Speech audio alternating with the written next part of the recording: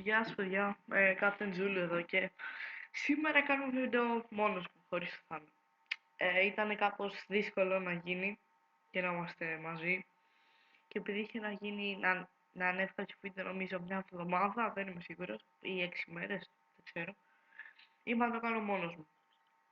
Λοιπόν, γενικά όταν κάνω κάποιο βίντεο τέτοιας φάσης, θα συζητάω για κάποια πράγματα, εκτός από τα κανονικά βίντεο που απλά θα παίζω τα παιχνίδι με το Θάνο ή μόνος μου ή ο Θάνος μόνος του. Ναι. Και αυτό είναι το βίντεο, ξέρω εγώ, που θέλω. Αυτό είναι ένα βίντεο που θέλω εγώ να κάνω. Και είχα να το σκεφτόμουν, αλλά δεν είχα και τόσο όρεξη να το κάνω. Ειδικά τις προηγούμενες μέρες, οπότε αν δεν είχα εγώ όρεξη, δεν θα βγει και τόσο καλό. Όχι τώρα τρελαίνομαι, απλά καλύτερη φάση τώρα.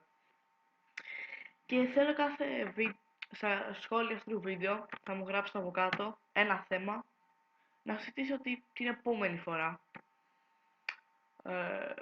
Ναι, τέλος πάντων. Ε, και σήμερα, που ήδη εντάξει δεν μπορούσα να γράψω ένα σχόλιο, δεν το είχα αναφέρει, ένα θέμα δεν το είχα αναφέρει, θα μιλήσουμε για το ίντερνετ. Πραγματικά το ίντερνετ είναι ένα πολύ χρήσιμο εργαλείο και άρα πολύ εκνευριστικό ταυτόχρονα, παιδί μου.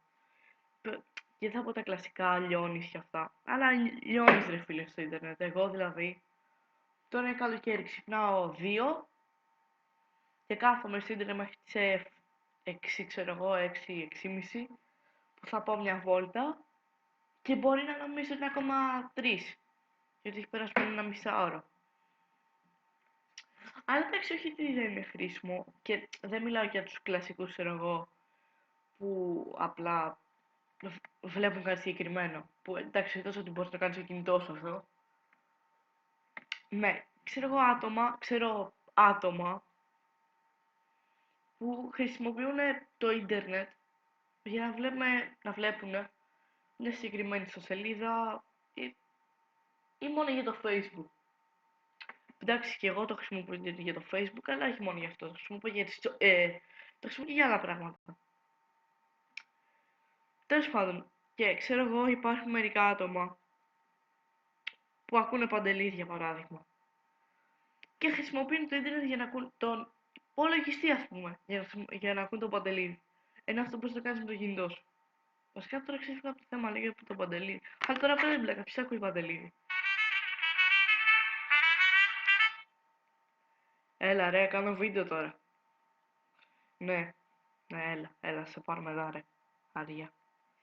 Ναι, και κάτι έλεγα για τον Παντελή, τέλος πάντων, να τα αφήσουμε τώρα.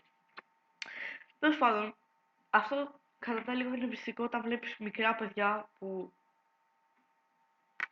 εγώ, για παράδειγμα, είμαι στο ίντερνετ, άμα ειδικά δεν πάω μια βόλτα, μπορώ να κάτσω 13 ώρες.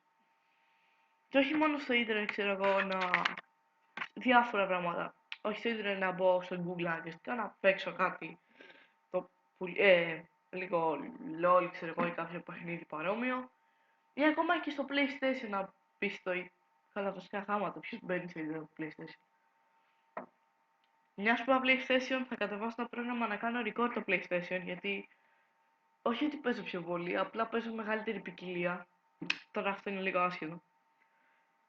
Τέλος πάντων, ναι, και το ίντερνετ βλέπω δηλαδή μικρά παιδιά που τώρα εγώ που θα πάω Δευτέρα Γυμνασίου, θυμάμαι παιδιά όταν ήμουν εγώ έκτη και αυτά τρίτη, που λέγανε, ξέρω εγώ, θα γυρίσω τώρα, θα μου βάλει μάνα να φάω και θα κάτσω εκεί 15 ώρες στον υπολογιστή μέχρι να βραδιάσει.